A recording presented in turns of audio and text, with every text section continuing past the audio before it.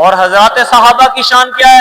اگر کسی صحابی سے گناہ ہو گیا تو جب تک اس نے گناہ کو رو دھو کے معاف نہیں کروا لیا، جب تک اسے چین نہیں آیا۔ حدیث کی کتابوں میں حضرت مائز اسلمی رضی اللہ تعالیٰ عنہ کا واقعہ موجود ہے۔ نئے نئے مسلمان ہوئے تھے، احکام اسلام کا زیادہ اتنا تفصیلی پتہ نہیں تھا، ایک عورت سے پہلے زمانے کے کوئی تعلقات تھے، تو ظاہرہ کہیں جمع ہوئے، گناہ ہو گیا۔ ابھی 2-4 دن مسلمان ہوئے ہیں، نہ شریعت میں حد کا پتہ ہے، کن چیزوں کی وجہ سے حد لگتی ہے، کن چیزوں کی وجہ سے رجم ہوتا ہے۔ اب کسی مجلس میں بات چلی تو کہا کہ مجلس میں بتایا گیا کہ اگر کوئی آدمی نکاح کے بغیر یا ملکیت کے بغیر کسی عورت سے اپنی خواہش پوری کر لے، اگر وہ شادی شدہ ہے تو اس کو پتھر مار مار کے سنسار کیا جائے گا۔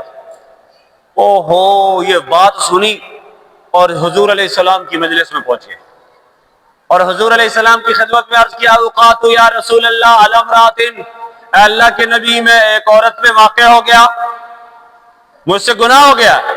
حضور علیہ السلام نے فرمایا، حل قبلتا او لمستا او آنقتا، یہ ہوا ہوگا، تو نے بات کر لی ہوگی، اس کی طرف دیکھ لیا ہوگا۔ کہتا نہیں یا رسول اللہ، گناہ ہو گیا۔ ایک نہیں 4 مجلسوں میں صحابہ کہتے ہیں، اللہ کے ولی، اللہ کے نبی تجھ سے اعراض کر رہے ہیں، منہ موڑ رہے ہیں، چلا جائے واپس، تو پھر آ کے بار بار مجلس میں گناہ کا اقرار کر رہا ہے۔ لیکن ظاہر ہے مسئلہ وہی ہے کہ صحابہ سے اگر گناہ ہو جائے تو جب تک گناہ کی معافی نہ مل جائے ان کو چین نہیں آتا۔ چنانچہ دوسری بار آئے، تیسری بار آئے، چوتھی بار آئے، اب حضور علیہ السلام نے پوری وضاحت مانگی تو فرمایا کہ ہاں جی یہ ہوا ہے۔ حضور نے صحابہ کو کہا، قومو، کھڑے ہو جاؤ، اور طہروا اخاکم، اپنے بھائی کو پاک کرو۔ اب بھائی کا پاک کرنا کیا ہے؟ شادی شدہ اگر کوئی بدکاری کر لے تو اس کے بارے میں شریعت کا حکم ہے کہ اس کو پتھر مار مار کے مار دو۔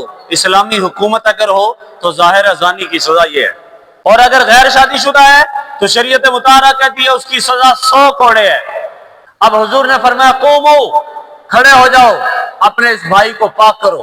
اب حضرت مائز اسلمی رضی اللہ تعالیٰ عنہ کو لے جایا گیا، ایک گڑھا کھودا گیا جی کمر تک، اس میں کھڑا کیا گیا، اور شریعت کا حکم یہ ہے کہ عام آدمی نہیں، پہلا پتھر جو مارے گا یا قاضی مارے گا یا حاکم مارے گا، بادشاہ مارے گا، کے بعد گواہ ماریں گے۔ اگر گواہی سے زنا ثابت ہوا ہے تو گواہ کو کہا جائے گا پتھر مارو، تاکہ اگر اس نے جھوٹ میں آ کر، ضد میں آ کر کسی پر الزام لگا دیا ہے تو کم از کم یہاں ڈر جائے گا۔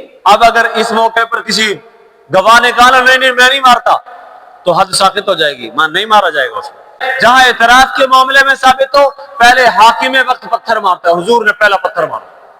اب ظاہر تکلیف تو ہوتی ہے نا، اب صحابہ نے بوچھاڑ کر دی پتھروں، قربان جائیں۔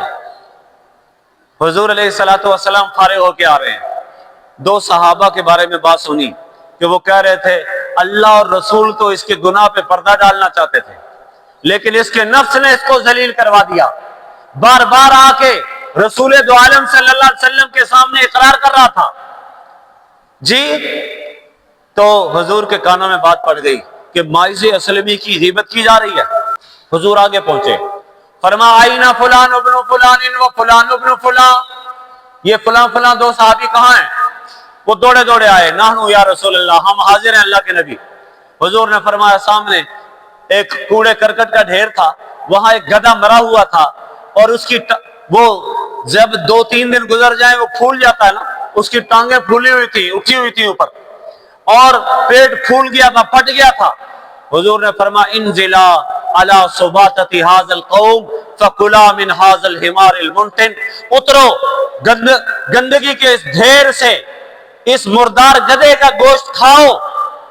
صحابہ کہنے لگے یا رسول اللہ نحنو وھذا الحمار، ہم اور یہ مردہ گدھا؟ اللہ کے نبی یہ تو حرام ہے، مردار ہے، نجس ہے، ناپاک ہے، اس کے گوشت سے بدبو آ رہی ہے، غلاظت والا ہے، اور گدھا تو ویسے ہی حرام ہے، چہ جائے کہ مردار ہو، کیسے کھائیں؟ اب نبی پاک صلی اللہ علیہ وسلم نے جو بات ارشاد فرمائی، فرمایا خدا کی قسم مائز اسلمی تو اپنی سچی توبہ کی وجہ سے جنت کی نہروں میں غوطے لگا رہا ہے۔